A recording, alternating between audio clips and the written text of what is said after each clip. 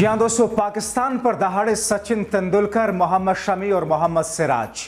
फिर होने जा रहा पाकिस्तान पर बड़ा अटैक। हो जाए सावधान, 18 एयरपोर्ट रहेंगे बंद, 430 फ्लाइट कैंसिल, पाकिस्तान की फिर से घेराबंदी। बहुत स्वागत है आप सभी का। आप देख रहे हैं द राजनीति का विशेष सेगमेंट खबर और विश्लेषण। मैं हूं जब्बार खान। दोस्तों, पाकिस्तान पर भारतीय सेना के पराक्रम और हमले के बाद में एक बार फिर से यह क्यों कहा जाने लगा कि पाकिस्तान पर फिर से अटैक होने जा रहा है? आखिर सचिन तेंदुलकर, मोहम्मद शमी और मोहम्मद सिराज ने पाकिस्तान को वो कौन सी खुली चुनौती दी जिसके बारे में इस वक्त चर्चाएं चल रही हैं? आखिर देश के 18 एयरपोर्ट को बंद क्यों कर दिया गया? 450 के आसपास फ्लाइट्स क्यों कैंसिल कर दी गई? आखिर दूसरा बड़ा हमला पाकिस्तान पर क्या अगले कुछ घंटों में होने जा रहा है? आपको विस्तार से बताते हैं, अंत तक इस वीडियो को जरूर देखें। दोस्तों, भले ही पाकिस्तानी रक्षा मंत्री ख्वाजा आसिफ की ओर से कोई कार्रवाई ना करने की, जवाबी कार्रवाई ना करने की बात कही जा रही है, लेकिन इसके बावजूद पाकिस्तान के किसी भी पलटवार के लिए भारत ने चौतरफा तैयारी कर ली है और इसके तहत देश के 18 एयरपोर्ट्स को बंद कर दिया गया। आपको बताऊं कि पाकिस्तान ने एयर स्ट्राइक के बाद से कई सारे एयरपोर्ट बंद किए गए। पहलगाम में आतंकियों द्वारा किए गए हमले में 26 पर्यटकों की मौत के बाद से देश में एक उबाल था, एक आक्रोश था, एक गुस्सा था, और जो 6 और 7 मई को कुछ शांत हुआ, लेकिन तनाव चरम पर पहुंचने पाकिस्तान की ओर से किसी भी पलटवार का जवाब देने के लिए भारत एक बार फिर से पूर्ण रूप से, पूरे तौर पर तैयार दोबारा से है। और दोस्तों, अलर्ट के तौर पर भारत सरकार ने उत्तरी और पश्चिमी भारत के 18 एयरपोर्ट्स को अस्थायी तौर पर क्लोज कर दिया है, जिनमें श्रीनगर का एयरपोर्ट भी शामिल है। सूत्रों के मुताबिक इस लिस्ट में लेह, जम्मू, अमृतसर, पठानकोट, चंडीगढ़, जोधपुर, जैसलमेर, शिमला, धर्मशाला और जामंदर भी शामिल है। दोस्तों, जैसा कि इस ट्वीट में आप देख पा रहे हैं, दोस्तों, न सिर्फ एयरपोर्ट बंद किए गए बल्कि 430 से ज्यादा फ्लाइट्स भी कैंसिल कर दी गई। फ्लाइट रडार 24 के मुताबिक अब तक करीब 430 फ्लाइटें रद्द की गई हैं। उड़ानें रद्द करने के मामले में इंडिगो एयरलाइंस सबसे आगे रही और इसके करीब 160 फ्लाइट्स कैंसिल की गई। अब दोस्तों, एयर इंडिया ने सोशल मीडिया पर बताया कि जम्मू, श्रीनगर, लेह, जोधपुर, अमृतसर, भुज, जामनगर, चंडीगढ़, राजकोट एयरपोर्ट के लिए उड़ानें 10 मई सुबह, ध्यान से सुन लीजिए, 10 मई सुबह 5:29 तक रद्द की गई हैं। यानी कि इन एयरपोर्ट्स पर जिनका मैंने जिक्र किया, एयर इंडिया ने जो जिक्र किया, बताया कि जम्मू, श्रीनगर, लेह, जोधपुर, अमृतसर, भुज, जामनगर, चंडीगढ़, राजकोट एयरपोर्ट्स के लिए 10 मई तक सुबह 5:29 यानी कि 5:30 बजे तक की रद्द है। परेशान यात्रियों को टिकट कैंसिल कराने या फिर रीशेड्यूल के लिए लगने वाली फीस को फ्री कर दिया गया है। सोशल मीडिया पर प्लेटफॉर्म इस पर एक पोस्ट के जरिए यह कहा गया कि इस अवधि में यात्रा के लिए वैलिड टिकट रखने वाले पैसेंजर्स को रीशेड्यूलिंग फीस पर एक बार छूट दी जा सकती है। तो दोस्तों, ये बातें तो हैं जिसमें कि एयरपोर्ट्स और फ्लाइट्स की बात की जा रही है। मैं आपको बताऊंगा कि सचिन ने क्या कहा, सिराज ने क्या कहा, शमी ने क्या कहा, लेकिन इसी बीच में यात्रियों से अपडेट रहने की बार बार अपील की जा रही है। यह कहा जा रहा है जिन पैसेंजर्स के टिकट बुक्स थे, अगर आप ऐसे में उस श्रेणी में शामिल हैं तो लगातार अपडेट रहें, क्योंकि हर पल नई नई अपडेट्स आ रही हैं। इंडिगो की अगर बात करें एयरलाइंस की, तो अपने सोशल मीडिया पर पोस्ट में कहा कि हम यात्रियों को सलाह देते हैं कि वो हवाई अड्डे पर जाने से पहले अपनी उड़ान की स्थिति के बारे में अपडेट जरूर ले लें, क्योंकि दोस्तों, ये आपसे जुड़ी हुई, जनता से जुड़ी हुई, आम लोगों से जुड़ी हुई खबर है, इसलिए मुझे लगा कि इसे आप तक पहुंचाना चाहिए विशेष रूप से। तो जिस अंदाज में जो बातें आप तक बताई जा रही, इसी तरीके से स्पाइस जेट एयरलाइंस ने कहा धर्मशाला, लेह, जम्मू, श्रीनगर, अमृतसर सहित उत्तर भारत के कुछ हिस्सों में हवाई अड्डे अगले नोटिस तक बंद रहेंगे। यानी कि इस एयरलाइंस के जरिए तो डेट और टाइम ने भी नहीं दिया गया है, इसमें कहा गया कि अगली नोटिस तक यहां पर बंद रहेंगे। ऐसे में उड़ानें प्रभावित हो सकती हैं, जाहिर तौर पर प्रभावित होंगी ही दोस्तों। अब ऐसे में बताया जा रहा है कि देश के सबसे बड़े और व्यस्ततम हवाई अड्डे दिल्ली, यानी कि इंदिरा गांधी इंटरनेशनल एयरपोर्ट से कम 35 उड़ानें दोपहर 12 बजे से रद्द की गई, यानी कि 7 मई हमले के बाद से कुछ घंटों के बाद से कई सारी उड़ानें रद्द की कर दी गई। इसमें 4 इंटरनेशनल फ्लाइट्स भी शामिल रही, जिसमें आकाशा एयर ने इस संबंध में अपने यात्रियों को एक पोस्ट शेयर करके अलर्ट किया कि मौजूदा स्थिति के कारण श्रीनगर के लिए और वहां से उसकी सभी उड़ानें रद्द की जा रही हैं। अब ऐसे में दोस्तों, जबकि भारत एक बार फिर से तैयार है कि अगर किसी किस्म का दुस्साहस पलटवार की शक्ल में या जवाबी कार्रवाई की शक्ल में दुश्मन देश करता है, तो फिर ऐसे में दोबारा से अपनी सारी तैयारियों को ठीक करने की कोशिश है। जिस वजह से एयरलाइंस की फ्लाइट्स रद्द हैं, जिस वजह से 18 से ज़्यादा एयरपोर्ट्स बंद किए गए हैं, कम से कम 10 मई तक तो बंद किए गए हैं दोस्तों। क्योंकि दोस्तों माना यह जा रहा है और पाकिस्तान जिस तरीके के तेवर दिखा रहा है, उससे ऐसा लग रहा है कि शायद किसी अपने स्तर पर किसी अंदाज में पाकिस्तान रिटेलिएट कर सकता है। उधर ऑपरेशन सिंदूर के बाद में प्रधानमंत्री नरेंद्र मोदी ने राष्ट्रपति द्रौपदी मुर्मू से मुलाकात करके इस ऑपरेशन की पूरी जानकारी दी। दूसरी ओर केंद्रीय गृह मंत्री अमित शाह ने 9 राज्यों के मुख्यमंत्रियों, डीजीपी और मुख्य सचिवों के साथ में एक महत्वपूर्ण बैठक की। मीटिंग के दौरान जंग के हालात के बीच सुरक्षा का जायजा लिया।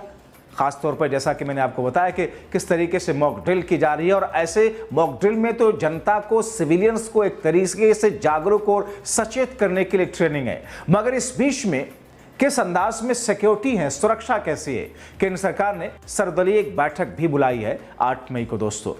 भारतीय सेना ने 6 और 7 की रात पाकिस्तान के 9 आतंकी ठिकानों पर जैसा कि हमला किया। हमने बताया आपको, हमले में आतंकियों को, उनके ठिकानों को जिस तरीके से तबाह किया गया। अब केंद्रीय गृह मंत्री शाह ने 9 राज्यों के मुख्यमंत्रियों के साथ में बैठक की, जिसमें जम्मू कश्मीर, पंजाब, राजस्थान, गुजरात, उत्तराखंड, उत्तर प्रदेश, बिहार, सिक्किम, पश्चिम बंगाल के मुख्यमंत्री और लद्दाख जम्मू कश्मीर के उपराज्यपाल भी शामिल रहे। इस बीच में दोस्तों, संघ के मुखपत्र 5 जन ने एक पाकिस्तानी आर्मी का वीडियो शेयर करते हुए लिखा कि इस बार तो पाकिस्तान ने खुद सबूत दे दिए, इस बार तो सबूत खुद पाकिस्तान ही दे रहा है। आधी रात को भारत ने पाकिस्तान पर एयर स्ट्राइक की। पहलगाम के बदले में भारत का ऑपरेशन सिंदूर। अहमदपुर ईस्ट में मस्जिद सुबहान को निशाना बनाया गया। यहां पे 4 स्ट्राइक्स की गई। यहां पर 5 बेगुनाह पाकिस्तानियों ने शहादत नसीब की। इनमें एक 3 साल की मासूम बच्ची भी शामिल है। 2 बालिग मर्द हैं, 2 बालिग खवातीन हैं। 31 यहां पे मासूम शहरी इंजर्ड हुए हैं, जख्मी हैं, जिनमें 25 मर्द हैं और 6 खवातीन हैं। यहां पे एक मस्जिद शहीद हुई है और इसके अलावा 4 जो क्वार्टर्स हैं जिनमें मासूम लोग रह रहे थे और फैमिली क्वार्टर्स थे 7 लोगों के, जो सिविल आबादी थी, उसमें नुकसान पहुंचा है। मुजफ्फराबाद में शाही वाली नाला ये जगह है, यहां पे मस्जिद बिलाल को निशाना बनाया गया। 7 इंपैक्ट हुए यहां पे दुश्मन की तरफ से, उसमें एक बच्ची जख्मी हुई है और एक मस्जिद जो सी है वो शहीद हुई है और उसको नुकसान पहुंचा है। कोटली, यहां पे मस्जिद अब्बास को निशाना बनाया गया। यहां पे 5 स्ट्राइक्स हुई हैं, 2 यहां पे शहीद हैं, एक 16 साल की बच्ची और एक 18 साल का बच्चा। इसके अलावा एक मां और उसकी बेटी जख्मी हैं इस वक्त। मुरीद के यहां पे मस्जिद उम्मुल कुरा को निशाना बनाया गया। 4 स्ट्राइक्स की गई। एक शहीद है मर्द, एक मर्द इंजर्ड है, जख्मी है। 2 यहां पे लोग मिसिंग है। अभी मस्जिद जो सी है वो शहीद की गई है और इर्द गिर्द की आबादी में जो क्वार्टर्स हैं गरीब लोगों के, उनको नुकसान पहुंचा है।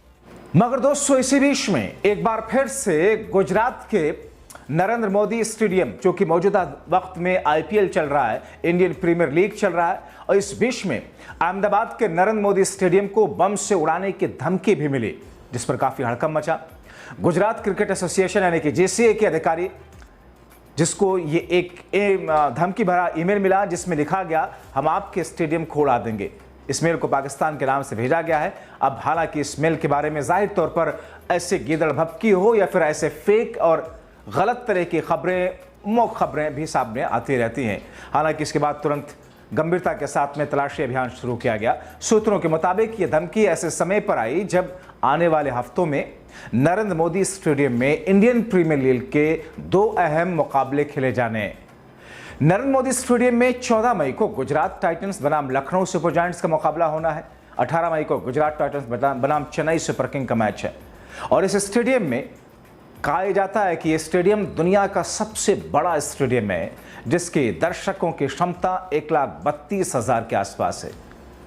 तो उधर दोस्तों, क्रिकेट जगत से जुड़े हुए मोहम्मद शमी, मोहम्मद सिराज और सचिन तेंदुलकर ने जो कुछ कहा उसे सुन करके पाकिस्तान के अंदर एक बेचैनी तो होगी। मोहम्मद शमी ने आतंकिस्तान पर हमले को भारतीय सेना का फतेह मोमेंट बताया। मोहम्मद सिराज ने भारतीय तिरंगे को सलामी दी। शमी ने इंस्टाग्राम पर लिखा, भारतीय सशस्त्र बलों ने प्रतिकूल परिस्थितियों को शक्तिशाली फतेह मोमेंट में बदल दिया।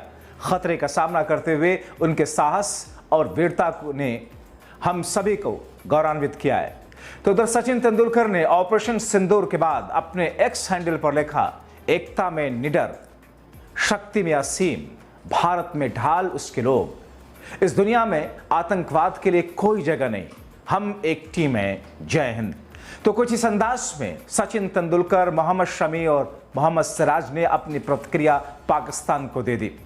तो जबकि एक बार फिर से पाकिस्तान पर हमले के कई घंटों के बाद में पाकिस्तान दोबारा से गीदड़ धमकी देने की कोशिश में है। यहां तक कि पाकिस्तान के संसद में पाकिस्तान के प्रधानमंत्री शहबाज शरीफ ने भी किस तरीके से झूठ परोसा, हमने आपको दिखाया पिछले वीडियो में विस्तार से। मगर अब जबकि इस वक्त अब देश के लोगों को एक बार फिर से एहतियात बरतने की बात कही जा रही है, खास तौर पर पैसेंजर्स को, वो लोग जो हवाई यात्रा करने वाले थे, ऐसे में सावधान रहने के लिए, क्योंकि माना यह जा रहा कि पाकिस्तान रिटेलिएट कर सकता है अपनी नासमझी की बुनियाद पर, ये जानते हुए भी कि भारत से टकराना पाकिस्तान के लिए सिर्फ और सिर्फ नुकसान होगा। इसलिए देश के बहुत सारे एयरपोर्ट्स बंद हैं, कई सारी फ्लाइटें कैंसिल की गई हैं, 450 के आसपास की ऐसी फ्लाइटें बताई जा रही हैं। अब ऐसी स्थिति में आप अपना भी ख्याल रखें।